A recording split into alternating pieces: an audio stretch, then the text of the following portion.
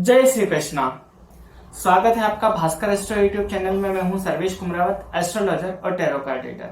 एक बार फिर से हाजिर हूं एक और नई वीडियो के साथ में। इस वीडियो में हम बात करने वाले हैं साप्ताहिक राशिफल के बारे में। आगे आने वाला जो सप्ताह है ये 12 राशियों के लिए कैसा रहेगा, इसी बारे में हम इस वीडियो में बात करेंगे।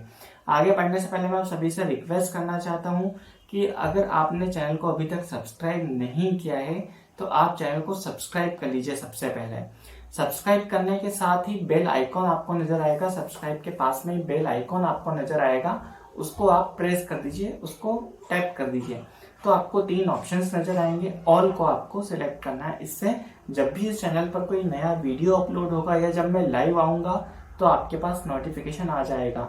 इससे आप कोई भी वीडियो मिस नहीं करेंगे। और हमारे इस चैनल पर रोज एक उपाय अपलोड होता है, शॉर्ट वीडियो अपलोड होता है।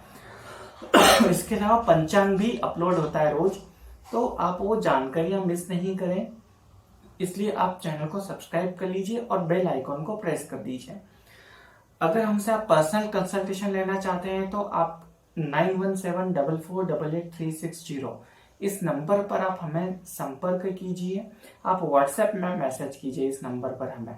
आपका नाम लिखिए और आपकी डिटेल्स भेजिए साथ में, और उसमें लिखिए कि मुझे कंसल्टेशन लेना है, तो आपके पास हमारी तरफ से कॉल या मैसेज आ जाएगा। चलिए आगे बढ़ते हैं और बात करते हैं कि 30 जनवरी 2023 से 5 फरवरी 2023 तक का ये जो सप्ताह है ये कैसा रहेगा पूरी 12 लग्न या 12 राशियों के लिए।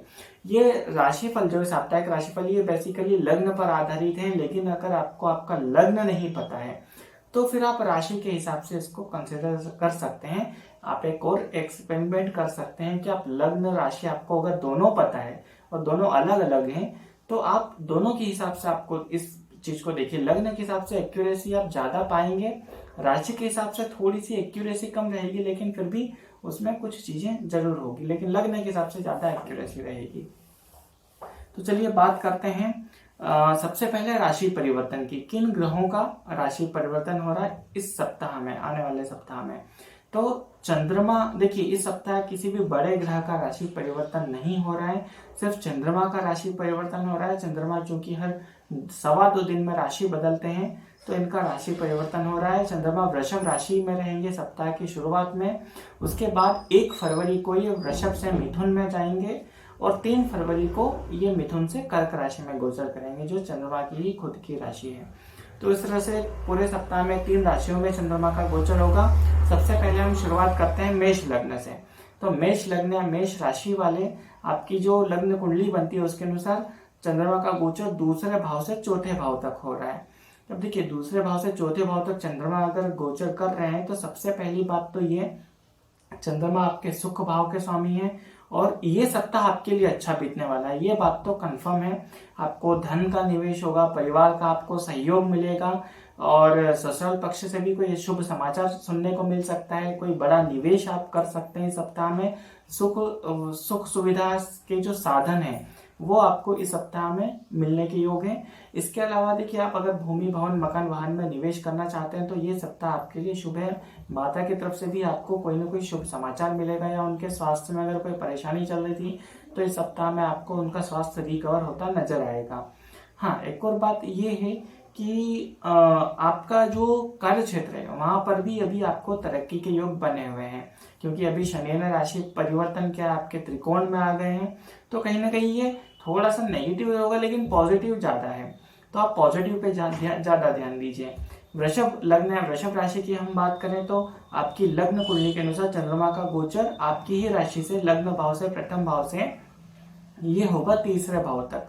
तो अब देखिए चंद्रमा आपके लग्न कुंडली के अनुसार तीसरे भाव के मेहनत के स्वामी और आपकी राशि में लग्न में आ रहे हैं, तो थोड़ा सा मेहनत आपको इस बार इस सप्ताह में थोड़ा ज्यादा करनी पड़ सकती है, भाग दौड़ करनी पड़ सकती है। इससे थोड़ा सा फ्रस्ट्रेशन आज जरूर आ सकता है, लेकिन ये भाग दौड़ किसी अच्छे काम के लिए, उसका आपको फायदा मिलेगा, किसी अच्छे काम के लिए ये भाग दौड़ होगी। इसके अलावा जब चंद्रमा मिथुन राशि में जाएंगे तो थोड़ा सा धन कमाने में या धन अर्जित करने में आपको थोड़ा परिश्रम करना पड़ सकता है। परिश्रम के बाद ही आपको यहाँ पर सफलता मिलेगी या धन की प्राप्ति होगी। आप शॉर्ट टेम्पर्ड रहेंगे, गुस्सा जल्दी आएगा लेकिन बहुत जल्दी ठंडा भी हो जाएगा। इसके अलावा देखिए शनि की स्थिति आपके लिए भी काफ़ी अनुकूल बनी हुई है। हाँ, आपके थोड़ा सा सुख सुविधा में कमी आ सकती है, भागदौड़ ज़्यादा हो सकती है, ट्रेवल्स ज़्यादा हो सकते हैं, आपकी यात्राएं ज़्यादा हो सकती हैं, पर गुरु और शनि की स्थिति काफ़ी अच्छी है। अब बात करते हैं मिथुन लग्न मिथुन राशि की। तो चंद्रमा का गोचर आपके लग्न कुंडली के अनुसार 12वें भाव से दूसरे भाव तक हो रहा है। सप्ताह की शुरुआत खर्चों के साथ होगी, कोई ना कोई खर्च और यात्रा, ये दो चीजों के साथ सप्ताह की शुरुआत होगी। सप्ताह के 2-3 दिनों में ये दो चीजों की अधिकता ज्यादा रहेगी। लेकिन जब चंद्रमा राशि बदलकर 1 फरवरी को आपकी राशि में आ जाएंगे, लग्न भाव में आ जाएंगे, तो वहां से ये पूरा सप्ताह आपके लिए अच्छा रहेगा। आपको कोई शुभ समाचार की प्राप्ति होगी, पति या पत्नी से भी आपको सहयोग मिलेगा, धन की प्राप्ति होगी, परिवार का सहयोग आपको मिलेगा। कोई काम अगर आप किसी परिवार के सदस्य के भरोसे छोड़ना चाहते हैं तो बिल्कुल निश्चिंत होकर छोड़ दीजिए, आपका काम हो जाएगा।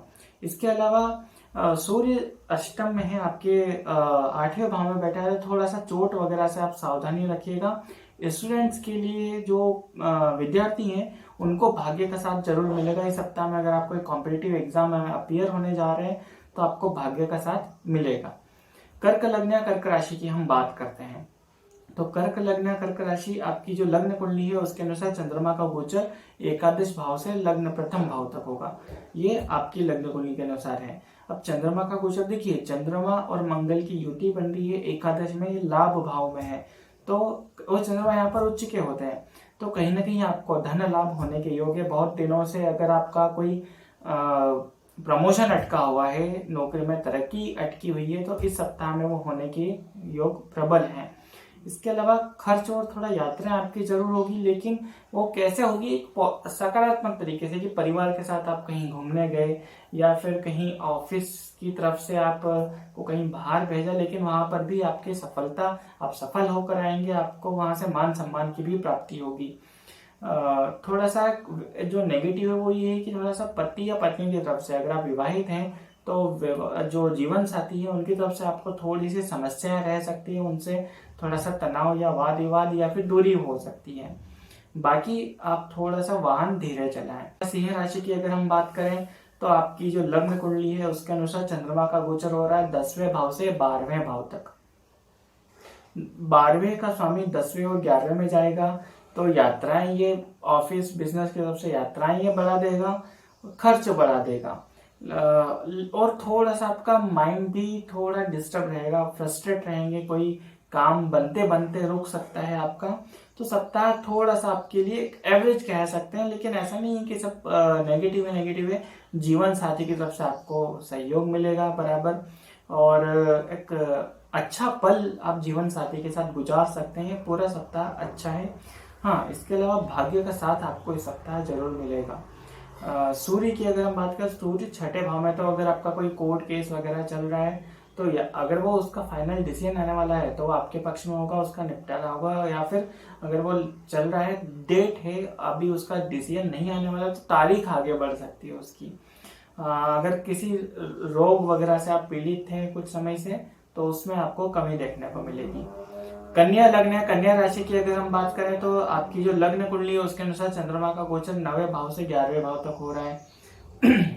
देखिए, 9वें भाव से 11वें भाव तक चंद्रमा का गोचर होना, और वो भी कन्या लग्न में, तो कन्या लग्न में चंद्रमा जो है एकादश लाभ भाव के समय होता है और भाग्य में, तो सप्ताह की शुरुआत आपके लिए बहुत बेहतरीन रहने वाली है यहाँ पर, और ये पूरा सप्ताह आपके लिए अच्छा रहेगा।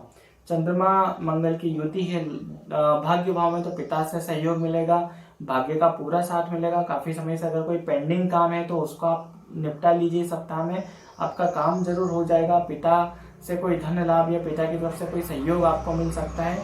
इसके अलावा किसी को अगर आपने पैसे उधार दिए हैं, काफी समय से वो नहीं आ रहे, तो इस सप्ताह आप एक बार कोशिश करके देखिए, वो आपके पास वापस पैसे जरूर आ जाएंगे, आने के पूरे योग हैं।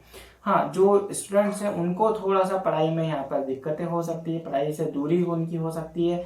अगर आपका लव अफेयर चल रहा है तो ये कुछ दिन आपके लिए थोड़ा सा परेशानियों वाले रहेंगे, या बल्कि परेशानी शुरू हो चुकी होगी आपकी, तो थोड़ा सा वहां पर आप बचकर रहिएगा। संतान से थोड़ी सी समस्याएं हो सकती है, स्वास्थ्य से या कुछ विवाद वाली स्थिति बन सकती है।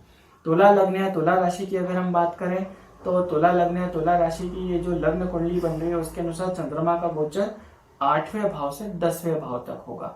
अब 8वें भाव से 10वें भाव तक चंद्रमा का गोचर, चंद्रमा आपके कार्य क्षेत्र के स्वामी है, तो कार्य क्षेत्र में थोड़ा सा आपको वर्कलोड रहेगा और उसके कारण कहीं ना कहीं थोड़ा आपको स्वास्थ्य में परेशानी या थकान का अनुभव करेंगे। हो सकता है आपको छुट्टी लेनी पड़े एक आध दिन की सप्ताह में किसी भी वजह से, ये हो सकता है। इसके अलावा देखिए शुरुआत में ये सोमवार से बुधवार तक, लेकिन जब चंद्रमा का गोचर आपके 9वें भाव में मतलब मिथुन राशि में और कर्क राशि में होगा तो वहां पर समय आपके लिए अच्छा रहेगा। वहां पर ये जो वर्क कार्य क्षेत्र में जो स्ट्रगल है वो खत्म हो जाएगा। आप वहां पर काफी ऊर्जावान महसूस करेंगे, अच्छे से आप काम कर पाएंगे। कोई आपके हाथ से प्रॉपर्टी निकल सकती है इस सप्ताह में। अगर आप प्रॉपर्टी बेचने का सोच रहे हैं, कोई वाहन बेचने का सोच रहे हैं, तो वो इस सप्ताह में वो काम जरूर हो सकता है। लेकिन एक चीज ध्यान रखिएगा कि थोड़ा सा आपको रेट में कमी करना पड़े, लाभ वहां से कम हो सकता है। इसके अलावा स्टूडेंट्स के लिए सप्ताह काफी अच्छा है। थोड़ा सा दोस्तों में आप कम घुले मिले या दोस्तों के साथ ज्यादा नहीं घूमे फिरे तो आपकी पढ़ाई में आपको सफलता मिलेगी, अदरवाइज आपकी पढ़ाई डिस्टर्ब होगी दोस्तों के कारण से। जिनके लव अफेयर है उनके लिए समय अच्छा है, लव पार्टनर के साथ अच्छा समय बीतेगा। वृश्चिक लग्न है, वृश्चिक राशि की हम बात करें तो आपकी जो लग्न कुंडली बन रही है उसके अनुसार चंद्रमा का गोचर 7वें भाव से 9वें भाव तक होगा। तो सप्ताह की शुरुआत और अंत आपके लिए दोनों अच्छा है।